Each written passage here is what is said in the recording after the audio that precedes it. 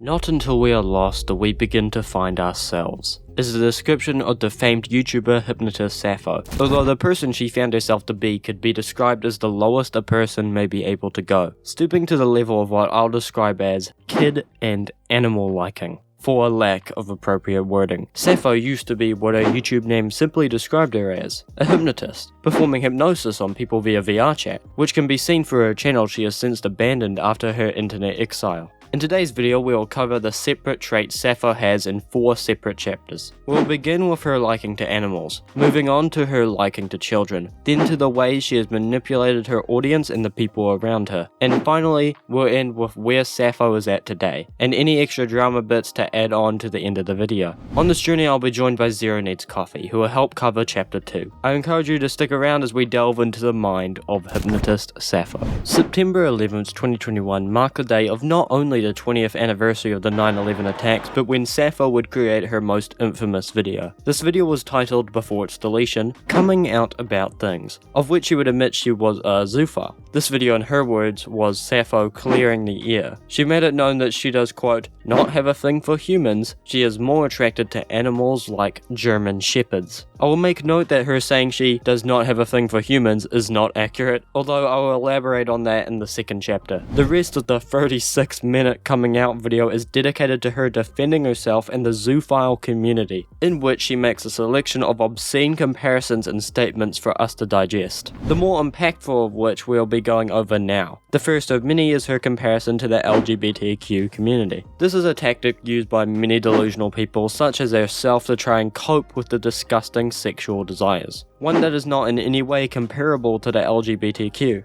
Sappho references events such as the 1969 Stonewall riots, claiming that coming out as a gay person during that time period is equivalent to coming out today as a zoophile. This comparison is completely nonsensical. Animals and dogs are in no way able to give consent. Homophobia is based on discrimination against queer couples who were already able to give consent, although society deemed that it was immoral to do with the same sex. It is not based on any scientific evidence. Meanwhile, animals are not scientifically able to give us consent. This is not based on what society morally deems, rather what we can distinguish through science. The second comparison she makes is to the zoo sadism leaks from a while back. Zoo sadism is essentially zoophilia with an added sprinkle of gore. Sappho in her video claims to stand against those people, using that group of people as a scapegoat to direct attention to and attempt to lessen her crimes. This, however, is not going to work, and the facade of her type of zoophilia trying to be the morally correct one doesn't fly. One of her arguments is that comparing a fully grown dog to the likes of a toddler is in bad faith. It is not in bad faith to be correct, Sappho. The cognitive ability of an adult dog is equivalent to about a 3-year-old child for even the smartest breeds. And when it comes to consent, that is the requirement. It must have the cognitive ability to make a well-informed decision on right and wrong and ensure a balance between the two parties involved. Even if the child was happy and wanted to go through with it, they do not have the cognitive ability to make that decision, and the same sentiment is shared when involving animals. Finally, Sappho gives us some context to her early childhood development, and it gives us some insight into her background. She reminisces on her life at the age of 11, how this led to her falling into the comfort of the family dogs for support, and how they made her feel safe. We know based on a minute-long audio where Sappho discusses a similar topic, one of the reasons she fell into the comfort of her family dog is because she was reportedly abused by her close family members. Often she would use her family dogs as an escape. She claims that there was no physical sexual experience, although I made sure to specify physical for a reason, as Sappho does mention she, quote, always thought about it, but was ashamed for so long being the way she was. That reportedly made her go through some emotional turmoil. Boo-hoo. And this transitions into the second part of the video where Sappho conducts an interview-style conversation with a zoophile friend of hers, all about their experiences with realization. The interview is about as chaotic and disturbing as one might imagine. The friend details experiences coming out to their family and their apparent surprising acceptance of the lifestyle they chose. And there is a sort of main character syndrome found within these people where they've finally taken the red pill and are doing the right thing here. One example of just how delusional and ignorant their thought processes are can be found in the quote, you know, I'm a zoo and my partner is the love of my life, and you know, I love her romantically, physically, that is okay. To be proud in having physical, or in other words, sexual desires with an animal, displays perfectly how deep in the rabbit hole they are, how in their minds they have created a world where this is okay. The video on the surface is despicable in its own right, although delving further into the intricacies of a few statements they make it even more pathetic. Retracing our steps and returning to the start of the video for a second, Sappho says this about making the coming out video.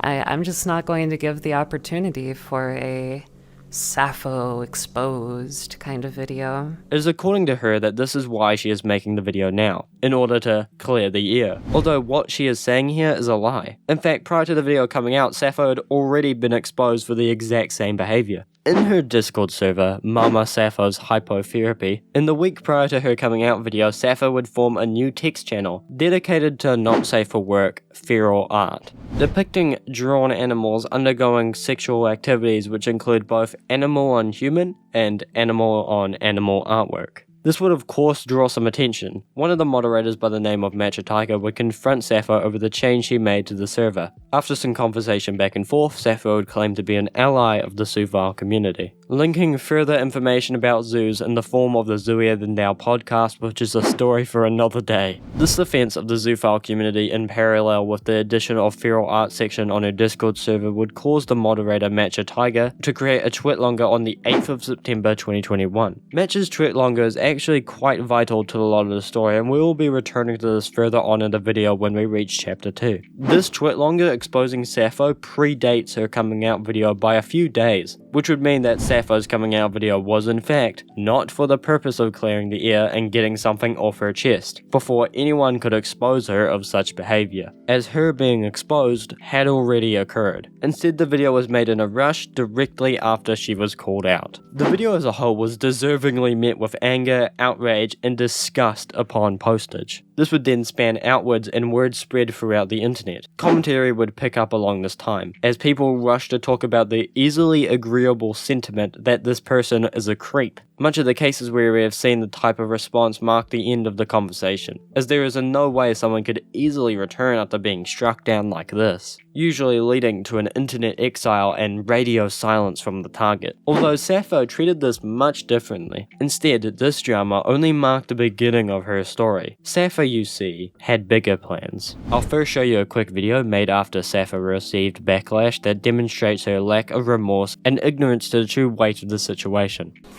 Hypnotist Sappho Dog fucker has joined your lobby. I've had to mute this part as it contains music that YouTube would not allow, but Sappho attempts to comedically brush off the situation as if it were just a meme that she is just aggravating the haters with. I believe the absurdity of this video goes without saying. I would hope that my audience could realize the brash and distasteful way that it seems she is dealing with this, so I won't need to make any further comment about this. This was now when Sappho revealed her magnum opus, a huge announcement for her. This is ZNA, her zoophile organization attempt, where in her announcement video she claimed to have the writers, artists, and the intellectuals needed to start an organization. Sappho would in turn take her place as the chairman of ZNA, which is an acronym for Zeta North America, Zeta being the 6th letter of the Greek alphabet and is often used by zoophiles as their symbol of identity, much like the numerous gender symbols. The full name for the organization is Zoophiles Engagement for Tolerance and Acceptance in North America, and in her video Sappho describes ZNA as a legal 501c3 non-profit organization. If you're curious what that means, I've left the Wikipedia page for 501c3 in the description, which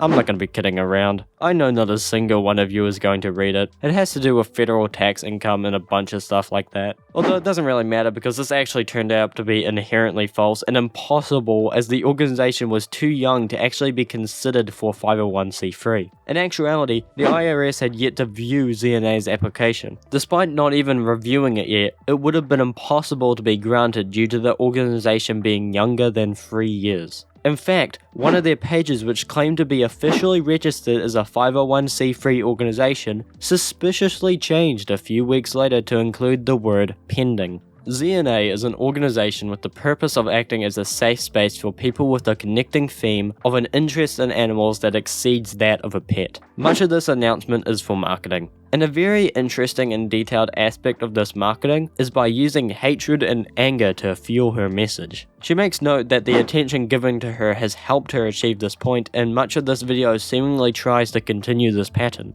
making promises and even threatening that it will not be easy to take the organization down, promoting a feeling of fear that could resonate in people, which would only lead to further promotion of her dog shit cause. This is now all a vain attempt that went nowhere, but the tactic is still curious enough to point out. In the aftermath of this video, Sappho would derange even further. On her After Dark Twitter account, she would post pornographic content containing a kink known as cub. Cub is a form of disgraced artwork containing animals portrayed as their species anatomy, meaning a dog looks like a dog and also the younger version, such as a puppy. This type of pornography is abhorrent, which is the sentiment shared amongst furries and non-furries alike. Sappho would post multiple images of this type of content with the caption, "Here's some really hot yiff for you all to enjoy, probably my favorite kind of artwork." Now this helps explain a few things. First, while Sappho would claim that doing the deed of a young animal that is not fully matured yet is on the same level as pedophilia, this shows that in her mind there is still a sexual fantasy of that such thing. Whilst this is not as extreme as committing the act outright, and technically cannot cause any legal charge, proof of fantasy is known to be a catalyst of real-world behavior and should be treated with seriousness. It is often why mass murderers can be seen in youth killing animals and bugs, as that can act as a catalyst which exponentially increases, in their case murder, but in this case sexual assault on an animal. It wouldn't take much time before the CNA organization would perish. It's said that there were other parties involved which were committing fraud by using donation money. This would have heavily contributed to the downfall of the organization, and we are finally able to put a rest to ZNA. Coming Out About Things was the title of her video where she came out about her zoophilic fantasies. Although as we would find out a mere 3 months later, zoophilic tendencies was not the last of what we would see from Sappho. For the blissfully unaware of what the term MAP implies, MAP is an acronym for Minor Attracted Person. It encompasses those who feel a strong attraction to underage people. A term that on the 13th of September 2021, Sappho would out herself on Twitter as belonging to this group. She would conduct this in a lengthy series of tweets she made discussing topics such as the age of consent, and the idea of adults being with children within boundaries because, quote, love is love. In one tweet, Sappho speaks about her own personal perspective. When talking about being attracted to minors, she tweets, "I'm attracted to some, but minors especially, no. In fact, my most recent partners were significantly older. I don't know if I'd call myself a MAP. If so, then it's more like layers of an onion than yes/no. I am mostly just a loving, guiding, nurturing, motherly figure." Sappho tries their absolute hardest to distance themselves from any terms such as groomer or others which I shouldn't say on YouTube, presumably because in Sappho's mind, they find MAP to sound less harsh, although that wasn't the first time Sappho would reveal their true beliefs. In fact, during a Twitter space when on the discussion about children consenting, Sappho had this to say on the matter. Child still does not have the mental capacity to go through with sex safely. Okay, so that very last part I disagree with, but... This would then spark interest in her beliefs on the topic. After about 2 weeks of denying, she would then make these tweets. The After Dark Twitter page I mentioned in the previous chapter was created in short succession after her coming out tweets. I mention this page again now because this Twitter page was in fact public. Sappho made no attempt to curate her followers in order to keep minors from viewing her page. Many minors could be seen following her page. This would also begin catching people's attention, as the list of minors on her page was not being helped. The only time Sappho would mention any minors on her tweets was not because of what we saw in her After Dark, but instead had to relate to the reoccurring theme of mommy concepts throughout her tweets and overall branding. As you may have noticed, Sappho chooses to go under the name Mommy or Mother Sappho multiple times, as this seems to bring her some sense of joy. One particular egregious tweet she made is on the screen now. I will not read this, these words are not going to be coming out of my mouth, and we will now be moving on. Sappho would then retweet this from her main account to her AD, helping guide the idea that this was in fact sexually oriented. and because of that she chose to make this statement. Makes wholesome post and a random minor interacts fit, anti, see, Sappho, grooming, groomer. This person that is 14 said they felt safe and comfy to post that mentions a kiss. Oh, the horror. This response makes zero sense on a number of levels. This wasn't a wholesome post. It was your fetish you posted to your main account. This tweet and fetish might be acceptable if it weren't flashed in the face of minors, which we know she doesn't care about. That's what's wrong. After this tantrum on her Twitter, her account would soon be banned from the site for obvious reasons. This may shock you, but child grooming is against the terms and service. After some time, the After Dark account would meet the same fate. Seeing that Twitter was no longer a viable outlet to continue her message, Sappho will retreat to another site known as Mastodon. Before we address Sappho's move to Mastodon, we actually have some more past events that relate to the topic of MAP. In order to do that, I have brought on the help of the far more talented Zero Needs Coffee. Thank you for joining me today, Zero. Thanks, Clappy. To begin, we're gonna have to go back a really long way, before the time of the coming out video. As you know, Sappho used to create content based around hypnosis. She would often use VR chat to conduct these hypnosis sessions. Bro, imagine getting hypnotized in VR chat. Well, it turned out that hypnosis was just one of her many pleasures. She would also engage in light erotic roleplay, which would involve, as she puts it, quote, going up to people in VR chat to cuddle, hold, kiss, purr, and generally tease them without much regard. When anyone brings this up though, she just says that it's any normal erotic roleplay and that people are just trying to smear her image. But there is audio recordings of those interactions that YouTube will in no way allow on this video. But let me just tell you, the noises produced seem to be very sexually oriented, for lack of a better word. Not that I've listened to them, that's just what it says on the script. Where this becomes a problem is when we introduce Gray into the story. Gray is a fake alias given to a 16-year-old who became romantically involved with Sappho during July and September 2021. Sappho would be seen in messages grooming this child with her signature motherly style she often adopts. Sappho used Gray through DMs, which would eventually escalate into her playing out acts in VR chat. Now, this entire video has been walking on eggshells trying to stay safe for work, so this image from the encounter is the farthest thing that I could really show you. But after some time, Gray made the smart decision to open up about what had occurred with moderation teams of certain VR chat worlds and their subsequent Discord servers. Keep in mind that all this stuff happened before her Zoophile coming out video, proving that her behavior stemmed well before she came out about things. Another thing this shows is that Sappho was being dishonest in saying in her video that she doesn't have an attraction for humans, which is really something only Sappho could lie about. But clearly, as seen in Gray and as she stated in her tweets about her stance on maps, she did have some attraction towards people. Although, as we can see, this attraction towards humans does involve those who are underage. If you can recall Matcha Tiger from chapter 1, who made the twit longer about Sappho after she defended zoophilia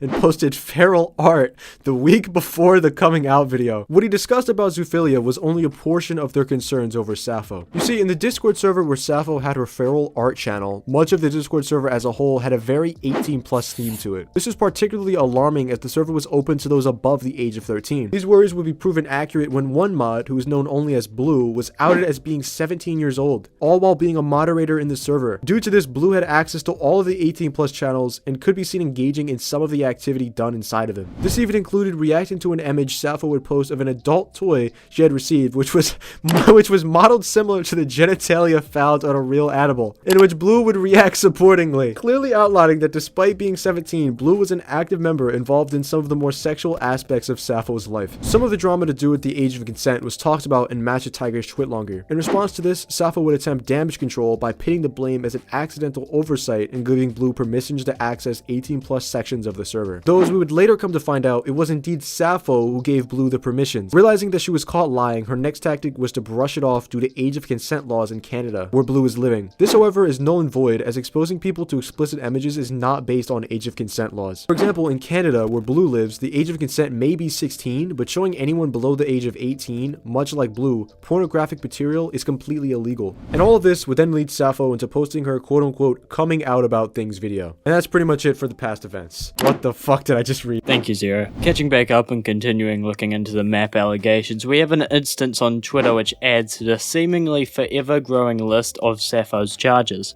The next one is a perfect case of a child Sappho groomed in late 2021. The victim here goes by the alias Kylo. a 16-year-old teen who Sappho seemed to have a liking towards. She would display this publicly on Twitter using language such as good boy to refer to Kylo, along with being passionately friendly. In the beginning, she would write her behavior off as being merely friendly, with Sappho claiming that Kylo was simply like a son to her. Although, knowing her persistent mummy kink enjoyment, this still doesn't bode well. Quickly, things would escalate soon after Sappho would admit to being part of the map community. This mounting pressure, along with screenshots of Kylo confessing to being taken by Sappho, would cause the situation to heat up. I should also make a note that in these screenshots, Kylo would make a mention to if the situation were to ramp up to a point that it would cause a possible doxing attempt, he would, in their words, get sent back to their abuser's house. Using this as a reason to keep silent about what was really going on behind the scenes. Which tells us that Kylo had a considerable amount of surrounding pressure in order to keep silent on the grooming taking place. I'm not going to talk about the controversies Kylo has himself, as they consider themselves a self-identified zoophile, but know that that is a thing. In a very obscure and unpredicted turn of events, another adult zoophile and map by the name of Becca the Husky would come out saying that it was her all along that Sappho was dating, attempting to clear any confusion. Before you get confused though, this was a complete lie, but who's really surprised by that? As the very next day, Kylo would bring forward evidence detailing that Sappho was indeed in conversation with Kylo. This involved exchanging explicit images, Sappho victim blaming Kylo into staying into the relationship.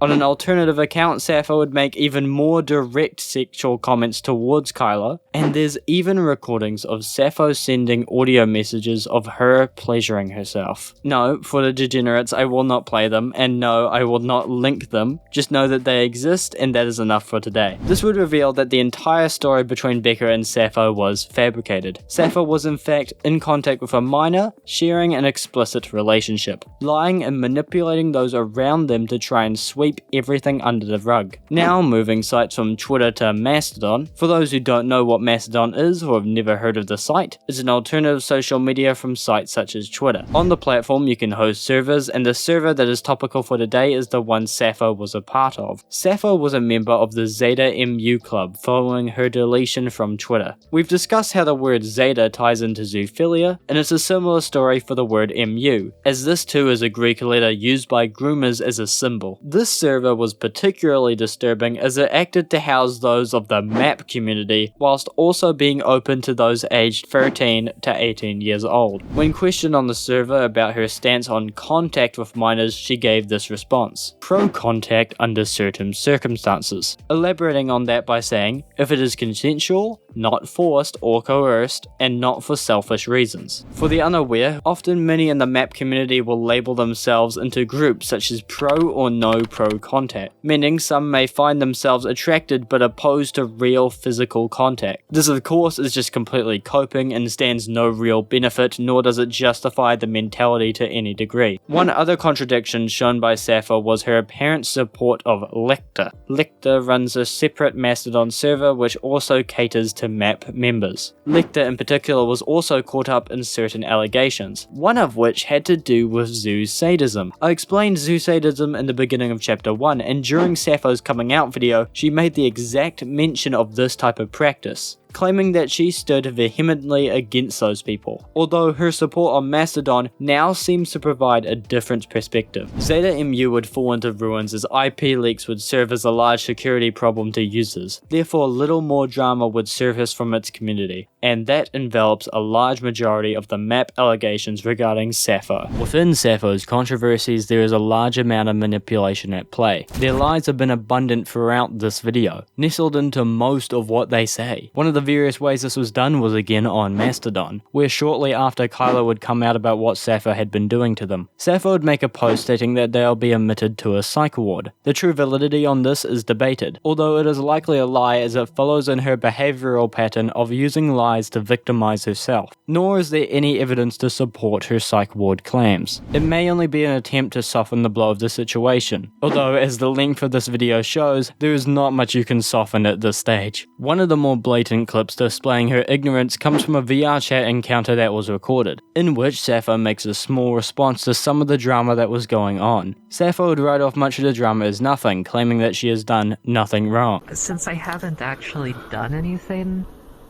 technically I haven't like committed a crime. I just say I'm a zoophile and also I'm a map, so yeah, whatever. I look at artwork. Look at fucking artwork, that's all I do. Sappho's behaviour in this shows complete ignorance about what's right and wrong. With the laundry list of crimes I have given you in this video, having the gall to plead innocence is deeply disturbing. Something of note in this clip is her mentality of what they have done. In their mind, because they claim to have not done any physical offence, they cannot be in the wrong here, a sentiment which is sorely mistaken. If her behaviour there didn't give you a representation of her manipulation, this next act will. On December 3rd, 2021, Sappho would make a series of tweets sharing her condolences for an apparent 14-year-old who had unfortunately taken her own life. Sappho would claim this had a strong effect on them, leading to crying and drinking their sorrows away, lashing out at us haters online who breed these sorts of events and the bullying that led to a child's death. Sappho would then claim to be attending the child's funeral, which would be a tragic circumstance, although we would come to find that this was completely false. The child in question, by the name Julia, was in fact alive. We found this information based on a TikTok she posted to her account stating that she was alive and that her parents had simply taken away her phone. Sappho in return would double down on her story, forming new conclusions that Julia's parents were lying or that Julia's account had been hacked. Julia would then give confirmation that she was the one who posted the TikTok by posting an image of her dog as proof. After this occurred, Sappho would turn to radio silence on the matter, which is surprising considering how broken they claim to be over the matter. YouTuber Brandon FM, who we will be returning to again later on in the video, posted a video which included a statement from Julia. Her entire side of the story can be found in the description for you to see in Brandon's video. But to summarize the points relating to Sappho, Julia gives us a long and detailed descriptive of who Sappho was to her. Julia was a youth member on a VR chat server dedicated to zoophiles, encouraging engagement of members ranging from the ages of 11 to mid-30s. Sappho would then one day become a part of this community, although a separate member known as Serval, who Julia had a stronger connection to, would be the one to advance the story further. Serval would invite Julia onto a different, more secret VR chat server. This server would contain harsher zoophile content, including a variety of kinds of pornography. Julia in her statement would provide great detail about what kinds of porn was available, including zoo sadist work that was according to her so traumatizing that it led her to depression and anxiety. After some time there and further interaction with these disgusting criminals, Julia's parents would discover what was going on and subsequently delete her Discord, Reddit, and Telegram social media account. Due to these extreme events taking place, Julia would take what would turn out to be only a 2-day break from the internet. Upon returning, it was Sappho who would promote the idea that Julia had passed away, a fact that she had completely conjured up in her mind. Side note about Serval, their response is utterly disturbing. And then Serval messaged me again on TikTok, saying she was a 20-year-old man that kidnapped the real Serval and said they were sexually abusing her. Keep in mind, this is from Serval's account. Then she said that she would kidnap me so me and Serval could have a baby that could be sacrificed to the one true God. I knew it was Serval and I told her that. She finally admitted that it was her, and she claimed that it was her evil alter.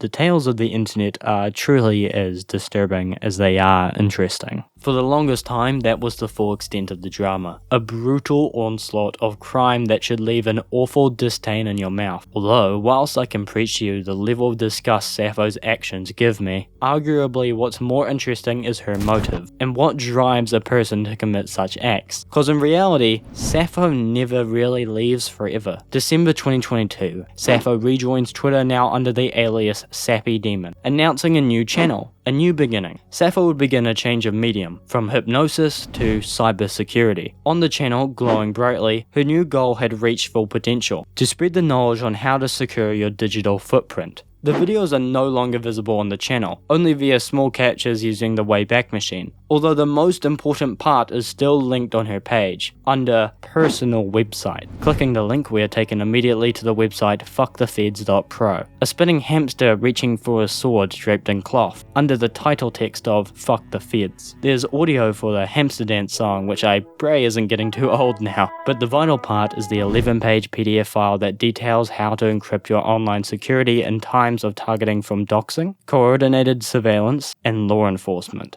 In other words, Fuck the Feds is designed to help those hide from the law. Despite my lack of knowledge on proper treatments of cybersecurity, I've been told that the information is quite simplistic. It goes over a lot of techniques, including a section dedicated to explaining law enforcement in USA. Although the scary one is page 5, Secure Encrypted Storage. Let's dial it back for a second. Why would Sappho find a reason to give this advice out to their audience? This document is centered around how to protect your files on your computer. To an audience of zoophilic pedophiles, information such as this, information to hide yourself from any real arrest, paints this website in a much more damning light. A real criminal who fantasizes about criminal acts, creating a step-by-step educational guide to their loyal following on how to keep their encrypted data safe. Nothing demonstrates this more to me than on the final page. Do not say anything incriminating or stupid. Are you being accused of being a pedo, grooming, or other acts? You are truly shooting yourself in the foot if you ever make an admission to anything of the sort. Admissions and confessions are the golden standards for law enforcement and also the hate mob. Let the idiots continue to throw a fit.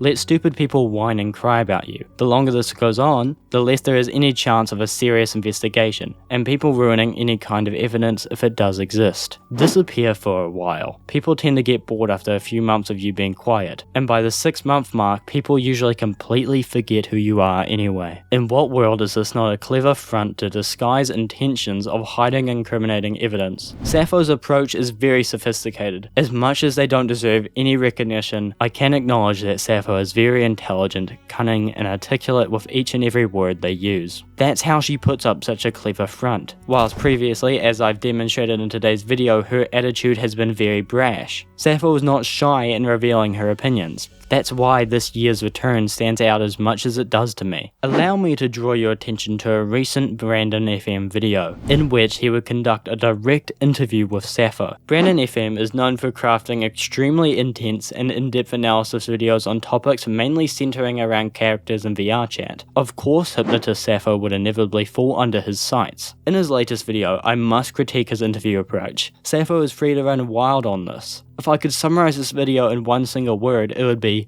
pity. Allow me to break down what Sappho said. The conversation went from parental upbringing and her dad's drinking problems, to being isolated as a kid, how they didn't interact with many people in their early development, to as a preteen, having relationships both sexual and romantic from those ages 20 to 40, to how regular hospital visits interrupted her response time to drama, to requiring medication to conduct the interview and overall existence, then to during the very video being swatted, with Sappho stating that her haters are out to see her dead. All of that. Everything I just ran through taking place in a short span of time. What does this prove to us? Well, it's time for a short psychology lesson. Our desires and our needs are different from our morals. Those familiar with the terms id and superego might understand this. Id controls our sexual desires, our urges, and is often reactionary. Superego is our morals, attempting to do the morally correct option to reach idealism. A healthy personality learns to control both forces, although those classed as sociopaths have close to zero sense of superego. Think Joker from the Batman series. This is often very noticeable in people, and before you get the wrong idea, this is not Sappho. Where sociopaths differentiate from psychopaths has to do with their perception of the superego, whereas in psychopaths a superego is somewhat present, although shallow, and the comprehension and understanding of what makes a person ideal is often utilized by psychopaths to put up a front. To the public eye, Sappho makes attempts to come off as changed, claiming to be just this outcast and neglected youth who is struggling to do the right thing but has good intentions. Sappho is clever, and she does this by crafting her own story in life to coerce our emotions and perceptions of her as more optimistic. In actuality, right now is when she is committing her biggest crimes yet, and I do fear that the later we learn to realize this, the longer her name continues to foster. This is where her final goodbye comes into place. It is through Brandon FM's video that this message is broadcasted. Sappho's message is made to come off as heartfelt, and again, despite my insistent harping of doubt I have over any good intentions coming from Sappho, I wish that her message was real. I wish that this would mark the end, but at the end of the day, Sappho is an Ouroboros of repeatedly eating up her own words, leaving and returning, with new intentions, then to continue that cycle. As her advice states, she recommended taking 6-month breaks to cool down drama. Then people will forget and you can continue as you were before. And I hope to God that it's goodbye now. For real this time. I'll be okay. And I'm sorry for letting everybody down. Don't worry too much about me. I'll be fine. Peace out.